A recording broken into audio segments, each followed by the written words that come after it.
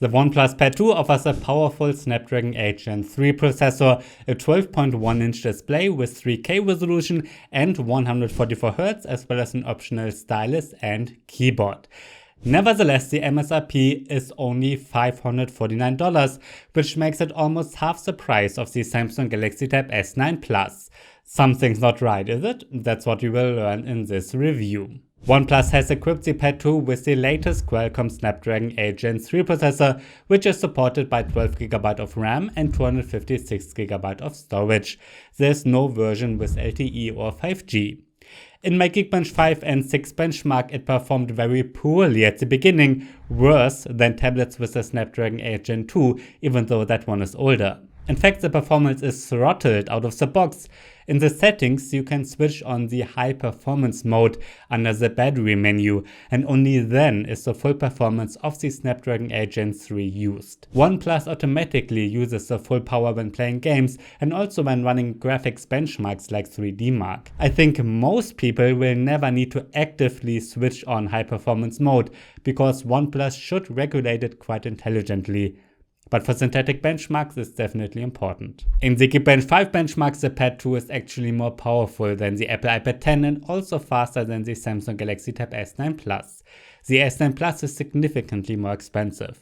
However, tablets with the Apple M1 chipset or newer are still better. The 3D Mark Wildlife Extreme and Solar Bay comparison, which tests graphics performance, is also very exciting. Here the Pad 2 is again more powerful than the iPad 10 and Galaxy Tab S9 Plus. The iPad Air with M2 is stronger, but not that much stronger. I immediately tried a whole range of games, and Disney's Multiverse runs very smoothly and looks good too. I can say the same about Asphalt Unite. The game runs smoothly and the graphics are high resolution with good effects. That's how it should be with the Snapdragon 8 Gen 3. That's why you can play PUBG Mobile with high Ultra HD settings and the shooter runs wonderfully. I also had to try Fortnite, of course. It actually runs at between 60 and 90 FPS with the highest graphics settings. So graphics on Epic, 3D resolution at 100% and the frame rate at 90, really great. Zenless Zero also runs great at the highest graphics settings. I observed between 40 and 60 FPS here. With the OnePlus Pad 2 we get a 12.1-inch display, which is a LCD and not an OLED. So that's a big difference to the flagships from Apple and Samsung. Nevertheless, the resolution is very high at 3000 by 2120 pixels and text and icons look razor sharp. I also think it's great that it is very bright at 600 nits, as bright as the LCD of the 11-inch iPad Pro with M2 or the new iPad Air tablets. This is really great for an Android device and it even looks slightly brighter than the Galaxy Tab S9 Plus. The latter has a much better and deeper black thanks to the AMOLED. With OnePlus it's more of a dark gray. HDR is supported and can reach up to 900 nits. Currently you can watch YouTube videos in HDR but not Netflix. This might still come. You can watch Netflix in HD resolution and higher, so it does have a vibrant level of L1. Another positive thing about the Pad 2 is that it supports up to 144Hz.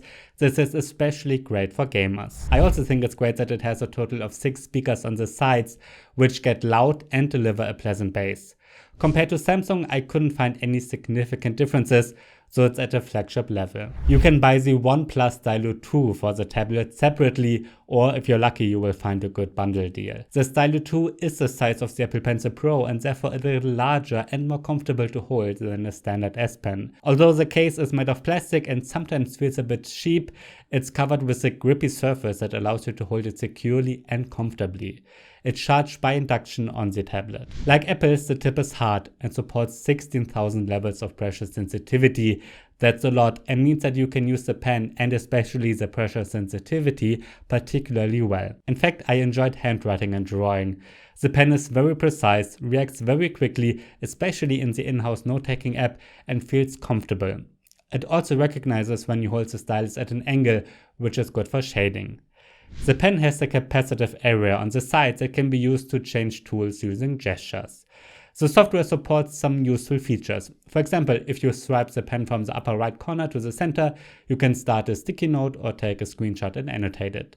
Handwriting recognition is also built in, and like Samsung, there's a screen off note function. This allows you to quickly start a new note even when the display is off. The presentation mode can be useful. When you activate it, the pen turns into a laser pointer and you can guide through a presentation. You can also use gestures to draw something live on your presentation, and that works well. You can connect external monitors or projectors using USB-C for this. So I have a lot of praise for the Stylo 2, but actually also criticism. During my time with the pen, I noticed again and again how it makes a wrong entry when writing, almost snaps and writes where I didn't touch the display at all. This happened only rarely, but often enough to make it reproducible for this video. Either a software bug or a problem with my model. OnePlus ships the Pad 2 with Android 14 and its own Oxygen OS interface.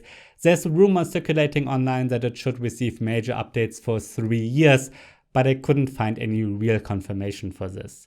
OnePlus has also been in the tablet market for too short of a time to be able to evaluate its real update policy. I like Oxygen OS. I think it's clear and pleasant to use. You can do that either by gestures or by using the 3 standard Android buttons. The taskbar, which has been around since Android 12L, is also built in, but hidden. You can bring it up by tapping and holding on the bottom gesture line. A desktop mode is missing. On the software side, OnePlus has built in some cool features. For example, you can pull out a kind of dock from the side, from which you can open all apps for multitasking. There's also a file dock, a kind of history for text, photos and other files. For example, you can copy various elements in the browser and save them there, and then share them in the Messenger or emails at once. I think that's quite useful. The Open Canvas feature is also interesting. It allows you to open 3 apps side by side, with only 2 of them being visible at a time. If you zoom out, you can use all of them. Incidentally, Samsung also allows you to open 3 apps at the same time by default, and the multitasking feature on Samsung, including the desktop mode, are a good deal better. I think the OnePlus Pad 2 looks pretty nice. It's made entirely of aluminum, is only 6.49mm thin and weighs less than 600 grams. That's how it should be with a 12-inch tablet. On the sides, we get a power button, volume controls, and a USB-C 3.2 Gen 1 port. You can also connect external monitors to it, but the screen is only mirrored here and not extended. There's no headphone jack and no microSD card slot. The front camera has a resolution of 8 megapixels and takes solid photos in good light, which is definitely sufficient for video chats. But it could also be sharper. The same applies to the 13 megapixel camera on the back.